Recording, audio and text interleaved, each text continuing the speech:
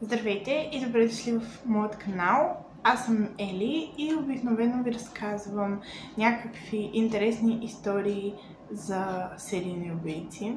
Ще се радвам, ако такива видеа ви харесват, да следите канала ми и това, което качвам, дори да не сте абонирани, всеки петък от 4 часа.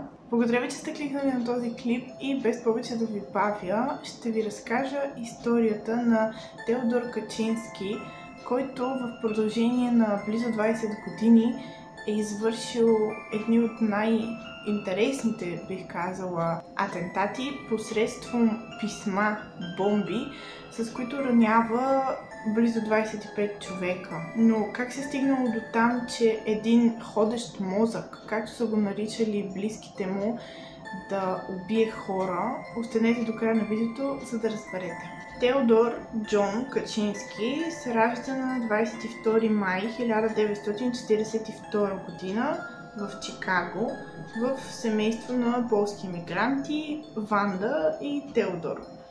Има по-малък брат на име Дейвид, за когото, между другото, ще стане въпрос в края на днешната история. Тед е бил доста лъчезарно бебе, но се е разболявал често от различни алергии, свързани с някои лекарства, които е приемал. И заради това е поставен под карантина за известен период от време. След това спира да показва каквито и да е емоции към света и към близките си хора.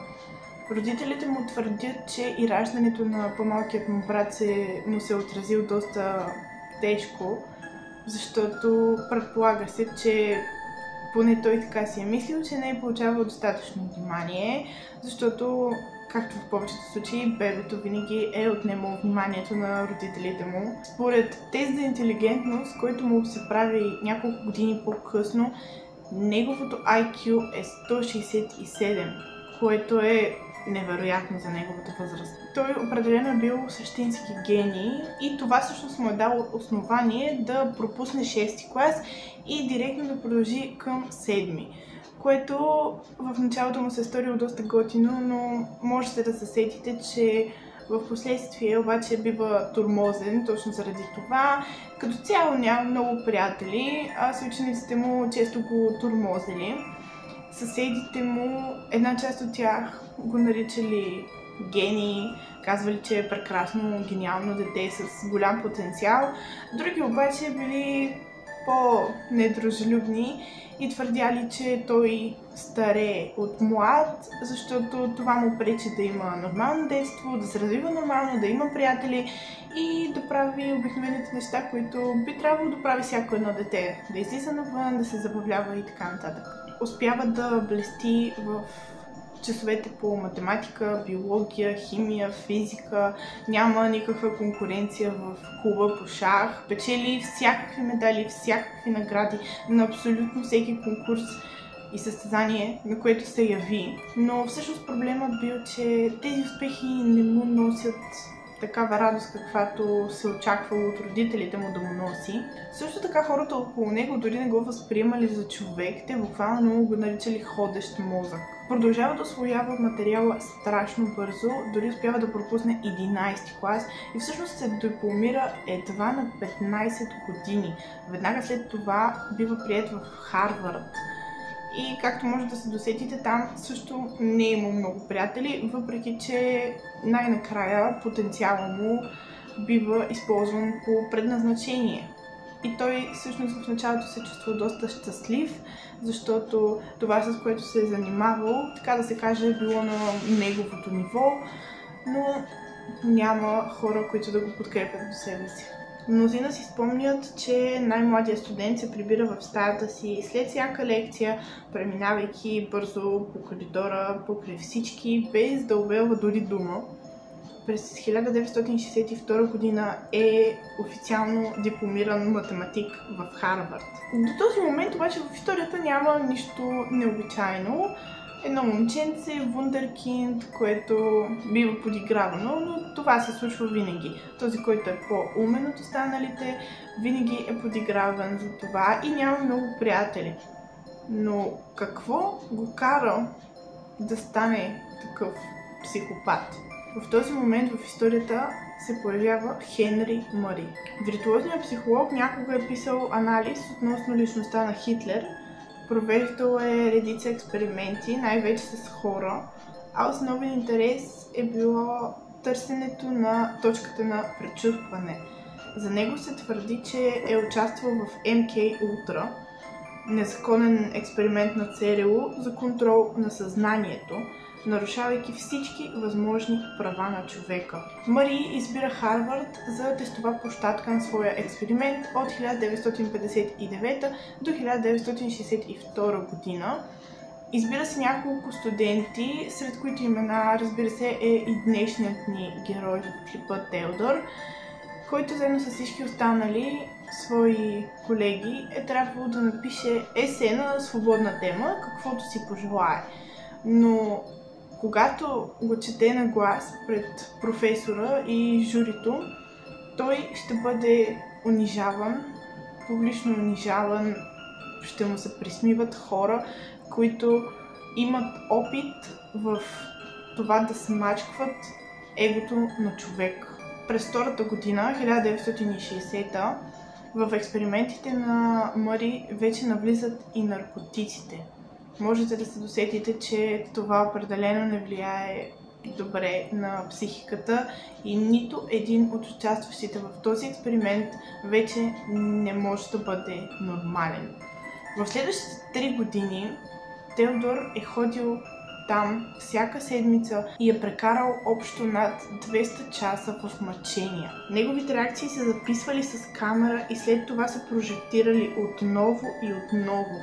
В този момент MK Ultra се е провеждал предимно в учебни заведения и сред великите американски математици има още едно име с подозрителна съдба. Легендарният професор Кевин Наш, който се разболява от шизофрения още в университета, учи по същото време, макар и той самият да не си спомня дали изобщо е бил част от подобни експерименти. Той е единствения с подобна диагноза в цялото си семейство. През 1962 година Качински е приет в университета в Мичиган, където изкарва магистратура и докторантура по математика. Трагедията и униженията сякаш са забравени. Ученият започва да получава похвали най-накрая. И интересното е, че за кратък момент в живота му се появява идеята той да си смени пола, но в последствие се отказва от това. През 1967 година печели награда по математика Майерс, след като получава предложение за позиция за асистент в Бъркли, където да преподава геометрия и висша математика. Студентите обаче не го харесвали много. Качински води всичко стриктно от учебника, отказва да отговаря на въпроси зададени от неговите студенти, съответно заради това те въобще не го харесвали и след 2 години той решава да напусне. Колегите му са доста изненадани от това, защото не са го очаквали. Той не е давал никакви признаци, че не му харесва, че иска да напусне и просто в един момент им е казал, че напуска, докато, както може да се досетите, студентите са били супер щастливи от този факт и са ликували. През 1971 година се връща в дома си и решава да се изнесе в малка хижа в Линкълн, Монтана. Там той се надява да стане независим, живее без електричество, без вода, работи на странни места, за да се издържа, а понякога получава и пари от семейството си.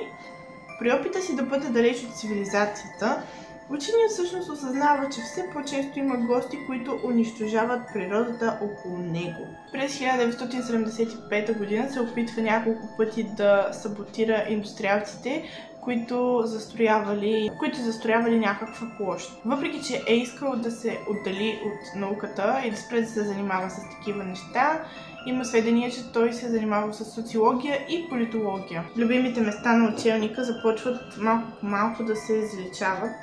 Малкият горски водопад, където Тец си почивал, е бил унищожен, за да се прекара път. Все повече хора започват да го тормозят в имота му, а това само повишава несподелената агресия. Между 1978 година и 1995 година учебникът започва да произвежда бомби. Всяка една е изключително сложна, но същевременно семпла за произвеждане. Неговите дяволски машини се изпращат по пощата. Прецедент, който до този момент никога не се е случвал. Повечето пакети носили името FC или Freedom Club. По пакетите не е имало отпечатъци, а дори да е имало, те не съвпадали с отпечатъците на подателя. ФБР в началото въобще не се е интересувало от тези случаи, но започнали по-сериозно да се интересуват, когато една от бомбите на Качински се е озовала на самолет.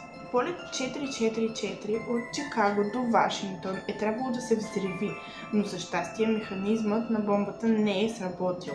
Първоначално Качински оставил различни подвеждащи следи и бележки в бомбите си. Поставил инициалите на измислени хора и често слагал марки на различни личности, когато изпращал пратките си. Получателите са били професори в университета, а адресите, които писал, са били несъществуващи.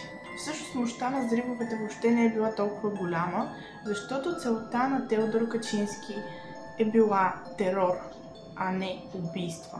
Между 1978 и 1995 той организира 16 атентата с самоделно направени устройства. През 1995 се ражда така наречения манифест на Унабомбър. Интелигентно написан философски текст, който обхваща 64 стандартни страници. След като е изпратил вече 16 бомби и е в списъка на ФБР за най-търсени престъпници, Качински изпраща писмо до редакцията на вестник Ню Йорк Таймс, в което обещава, че ще се въздържи от последващ тероризъм, ако Таймс или Вашингтон Пост публикуват неговото есе от 35 000 думи на тема индустриалното общество и неговото бъдеще. В изложението си относно индустриалното общество и неговото бъдеще, той твърди, че неговите бомбени атентати са крайна мярка, но са изключително необходими, за да се привлече вниманието към ерозията на човешката свобода, породена от модерните технологии, които изискват мащабна организация. Свободата е убивана от новите технологии. Тед критикува системата за образование в щатите и левичарския начин на мислене в западните общества. ФБР естествено отказват да публикуват това, не желаят да се занимават с него и не му вярват. Но няколко издания всъщност приели да публикуват това есе. Боб Гучоне, който е собственикът на Пентхаус, се явява, че иска да публикува научното есе, което Качински е написал, но той в отговор казва, че не желае есето му да се публикува там, защото това не е толкова престижно издание, колкото Ню Йорк Таймс и Вашингтон Пост. На 19 септември 1995 Вашингтон Пост и Ню Йорк Таймс публикуват научния труд. За залагането на математическия гений са необходими около 150 души. През 1980 година, всъщност още в началото, са наети психолози, които да направят психопрофил на въпросния атентатор, като те заявяват, че това най-вероятно е човек с доста солидно образование в тази сфера, но 3 години по-късно, през 1983-та, този вариант всъщност е отхвърлен и те заявяват, че престъпникът е авиомеханик. След това за главата му предлагат $1 милион. Линда Патрик, жената на по-малкия брат Качински, прочита манифеста и го споделя с съпруга си. Дейвид разпознал стила на писане на брат си. Започнал да търси стари материали на Тед, в които отново е протестирал срещу неправилната експлоатация на технологията. И през 1996-та Дейвид Качински наема частен детектив, който трябва да установи дали има връзка между публикувания текст във вестника и старите писма на брат му. Според бившия служител на ФБР, прилики между двата текста се забелязват и според него шансът е бил малко над 60%. По-късно обаче други негови колеги заявяват, че шансът е дори по-висок. След като са анализирали това есе, Забелязват, че се използват доста поговорки и изрази, които обикновените хора не използват от доста години в литературния свят. И така Теодор Качински е предаден от родния си брат. Фебере се появява в хижата и го задържа, а през април 1996 са повдигнати 10 обвинения, след които и 3 убийства. На 9 януари следващата година доктор Сали Джонсън потвърждава, че Тед страда от параноидна шизофрения и параноидно личностно разстройство. По-късно той заявява, че се е срещал с двама психолози, които отхвърлят тази диагноза. През 2006 година всички вещи от малката хижа се продават на търг в интернет. Сред тях присъстват материали за правене на бомби, схеми за проектирането им и много други. Сумата от $15 милиона е била достатъчно, за да се подели между жертвите на терориста. В момента Теодор Качински излежава 8 доживотни присъди. През 1999 година заявява, че единственият му страх е да не забрави природата и своята малка хижа. Никой не може да го пречупи и следователно той бил напълно спокоен за себе си. Преди няколко години, през 2016, от затвора съобщили, че той всъщност има двама много добри приятели. Единият е Рамзи Юсеф, който е участвал в подготовката на атентата на Световния търговски център през 1993 година, а вторият е Тимати Маквей, който е отговорен за бомбен атентат в Оклахома. След ареста му се смятало, че той поддържа контакт с повече от 400 души. Терористът и до днес може да се смята за едно от най-сериозните предизвикателства някога за ФБР, а нека не забравяме, че всяка една бомба се е правила с подръчни материали. Можем само да подозираме какъв магнитуд щеше да има, ако използваше по-сериозни ресурси.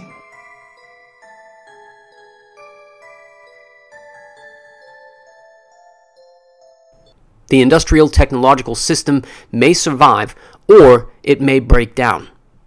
If it survives, it may eventually achieve a low level of physical and psychological suffering, but only after passing through a long and very painful period of adjustment, and only at the cost of permanently reducing human beings and many other living organisms to engineered products and mere cogs in the social machine. Furthermore, if the system survives, the consequences will be inevitable. There is no way of reforming or modifying the system so as to prevent it from depriving people of dignity and autonomy.